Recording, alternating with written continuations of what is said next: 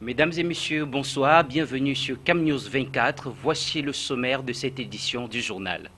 Le Cameroun se met avec les pays de la CEMAC pour la relance des négociations.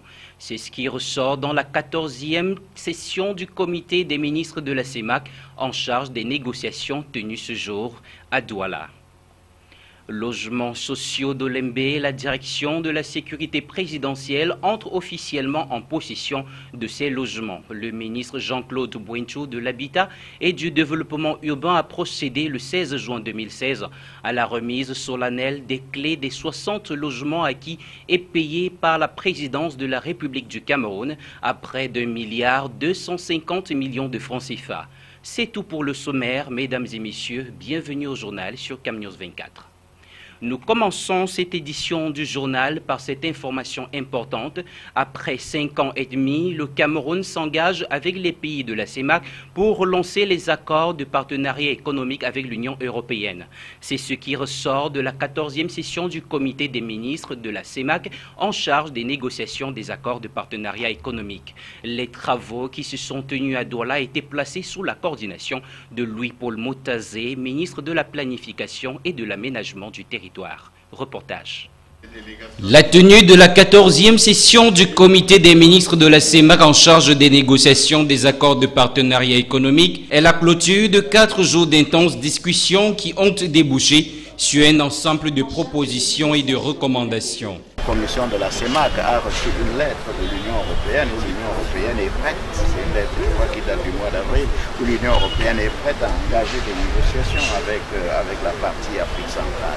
Et nous sommes partis des discussions, je veux dire des clauses de cette lettre pour dire que nous sommes nous aussi prêts, mais il faut qu'on aille avec une proposition concrète. Il ne faut pas aller seulement pour dire on va négocier. Donc nous avons essayé de voir entre ce que le Cameroun a déjà fait, ce que les autres attendent, et nous avons été satisfaits de voir que les ministres ont accepté de mettre un peu de l'eau dans leur vin pour qu'il y ait une position un peu médiane, qui pourrait être maintenant le point de départ des discussions. Je dis encore, c'est des discussions, les négociations. Vous n'arrêtez pas, ce n'est pas un décret que nous signons. Nous avons une position de départ, l'Union européenne a sûrement une position de départ, et nous allons discuter. Et puis nous savons que la discussion ne se fait pas qu'avec l'Afrique centrale. Il y a d'autres, ce qu'on appelle des configurations négociantes, qui sont également en négociation avec l'Union européenne. Il faut noter que les négociations des accords de partenariat économique entre la zone CEMAC et l'Union européenne avaient été suspendues depuis 2011. Or, la partie européenne ayant unilatéralement fixé au 1er octobre 2016 la fin des négociations des accords de partenariat économique dans toutes les régions Afrique, Caraïbes, Pacifique, il était donc temps de se racheter. Les négociations continuent sous de bons auspices. Accélération de la croissance au Cameroun, une délégation interministérielle conduite par le ministre Jean-Claude Bouenchou de l'Habitat et du Développement urbain a parcouru les chantiers de réhabilitation et d'aménagement des voiries de la ville de Yaoundé sur financement du plan d'urgence triennal décidé par le chef de l'État Paul Biya. Davantage de précisions avec Jean-Pierre Bitongo, Joseph Ateba et Ghislain Kongang. La deuxième partie de cette descente sur le terrain a commencé au niveau de l'échangeur d'Olembe. Il s'agit là des voies d'accès à la nouvelle cité d'Olembe. Ensuite, la délégation interministérielle a touché du doigt les travaux de renforcement de chaussées sur certains tronçons prioritaires et d'entretien des voies au quartier Bastos, Mokolo et Madagascar. Pour ce marché de 840 millions, les travaux sont exécutés à 22%. En ce qui concerne les travaux de réhabilitation des voiries des quartiers Mvokatanga Nambala et Mvokbi, ainsi que la voie d'accès à l'école internationale de guerre de Simbok, le taux d'exécution est de 30%. Seuls les travaux de la voie d'accès à la Siativimbala 2 sont exécutés à près de 95%.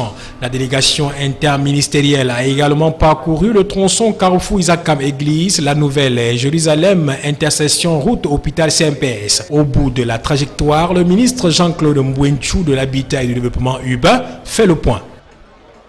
Les travaux prioritaires du plan d'urgence triennal décidé par le chef de l'État à Yaoundé.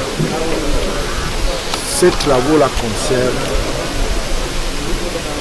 à peu près un linéaire de 50 km. La première tranche, qui est autour de 20 km, concerne des travaux réalisés par 4 entreprises. Allons à présent dans le centre. Logements sociaux d'Olembé, à présent, la direction de la sécurité présidentielle entre officiellement en possession de ces habitations. Le ministre Jean-Claude Bouenchou de l'Habitat et du Développement urbain a procédé le 16 juin 2016 à la remise solennelle des clés des 60 logements acquis et payés par la présidence de la République à près d'1 milliard 250 millions de francs CFA. Nous vous le disions en titre. C'était à présence du ministre Jacqueline Abessiké des domaines, du cadastre et des affaires foncières et de la secrétaire en charge de l'habitat, Madame Bidon, Nébillon Marie-Rose et de plusieurs autres personnalités. Reportage de Ghislain Kongang. Ce 16 juin 2016, une délégation interministérielle conduite par le ministre Jean-Claude Bouenchou de l'Habitat et du Développement urbain s'est rendue sur le site des chantiers de construction des logements sociaux d'Olembé pour procéder à la remise solennelle des clés des 60 premiers logements acquis par la présidence de la République pour la direction de la sécurité présidentielle. Et les clés ont été symboliquement remises au lieutenant-colonel Evinando, chef du groupement de la protection à la direction de la sécurité présidentielle. Ces 60 premiers logements ont été acquis, payés par la présidence de la République pour le secrétariat général de ce service. Tout a commencé par la visite guidée des appartements avant la présentation du plan d'aménagement du site et celle des travaux de réalisation par le directeur du génie militaire, le colonel Jackson Kamgen. Nous avons réalisé des fosses septiques, nous avons fait la construction des voies d'accès ainsi que des parkings extérieurs, une clôture et un poste de police.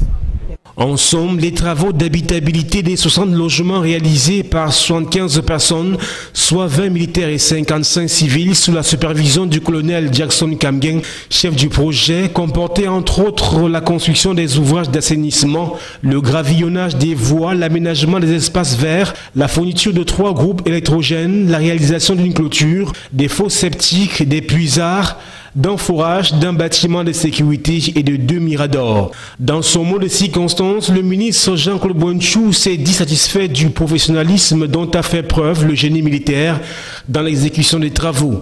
Aussi n'a-t-il pas manqué de faire des observations à l'exemple des gerflex arrachés dans certains appartements.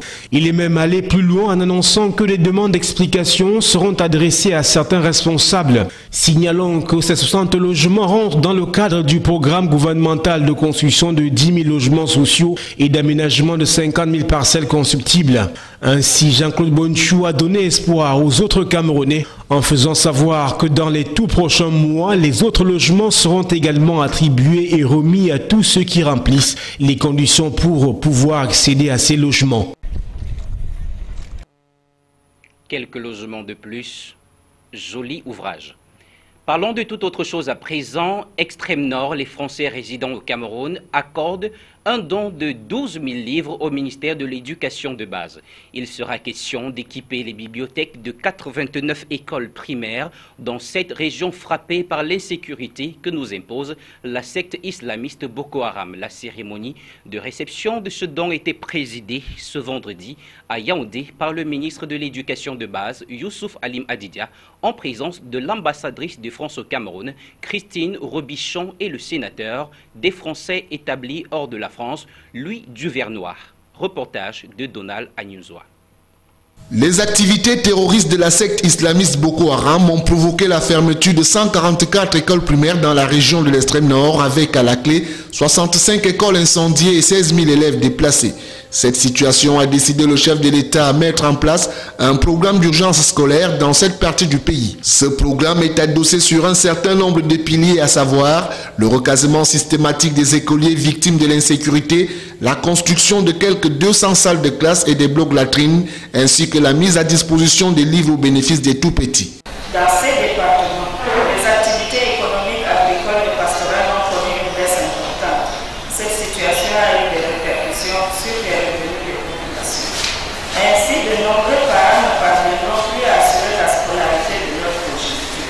C'est dans le sillage de la dernière exigence de ce programme qu'il convient de positionner la présente cérémonie de remise des livres au ministère de l'Éducation de base par les membres de la communauté des Français résidant hors de France. La communauté française du Cameroun, pour répondre aux attentes du gouvernement qui a fixé des priorités dans l'accompagnement des populations de la région de l'extrême nord. Voilà les motivations.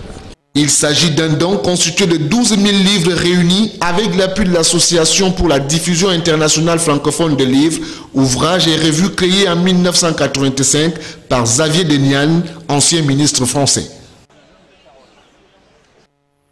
Amélioration du revenu du quotidien des populations de 22 communes du nord-ouest Cameroun. Le programme national de développement participatif vient de signer avec ces communes une convention de financement d'un montant global de 440 millions de francs CFA. Avec cet argent, les chefs d'exécutifs communaux devraient actualiser les plans communaux de développement et réaliser les études de faisabilité. Reportage, une fois de plus, avec Donald Anyunzoa. Les 22 communes qui ont signé des conventions de cofinancement avec le Programme national de développement participatif sont logées dans les départements du Dongamantoum, du Bui, du Boyo, de la Momo et d'une commune de Ngok et Tunja. Chacune d'elles devra bénéficier de 20 200 000 francs CFA, soit 15 millions venant du PNDP et 5 20 000 francs CFA constituant la quote-part de chaque commune. De se mobiliser, comme elles l'ont fait pendant la deuxième phase, mais surtout de mobiliser leur communauté, parce que la troisième phase est essentiellement focalisée dans la redynamisation des comités villageois, dans la maintenance des ouvrages. Donc l'un des défis, c'est également qu'elles se mobilisent pour veiller à ce que les infrastructures réalisées par le PNDP pendant la deuxième phase et en cours de réalisation dans le cadre de la troisième phase soient maintenues en bon état. Avant la signature de ces conventions, les chefs des exécutifs municipaux ont promis usage judicieux des fonds. Dans notre commune, le processus de la décentralisation est un peu bien, parce qu'avec les capacités qu'on nous a formées par PNDP, nous évoluons avec notre niveau de décentralisation. Et aussi, il y a les compétences qui sont un peu transférées. Je peux dire que les compétences de MNTP sont pour moi les bien transférées parce qu'ils nous donnent des compétences, mais ils soutiennent avec la soutien technique. Et on est là, on utilise la population, c'est un peu bien. Les préfets du Dongamantoum, Bui, Boyo et Momo ont alors appelé au maire une meilleure appropriation des instruments juridiques de la décentralisation, élaborer les plans communaux de développement, des études de faisabilité ou des projets réalisés. Ce que je voudrais une fois de plus demander aux maires, c'est de saisir cette opportunité qui leur est donnée pour actualiser leurs différents plans de développement communal et élaborer des projets fiables en tenant compte des besoins à la base, des populations à la base. Pour cette troisième phase du PNDP dans le nord-ouest, l'appel à la mise en œuvre des plans stratégiques et rigoureux de développement a été réitéré à tous.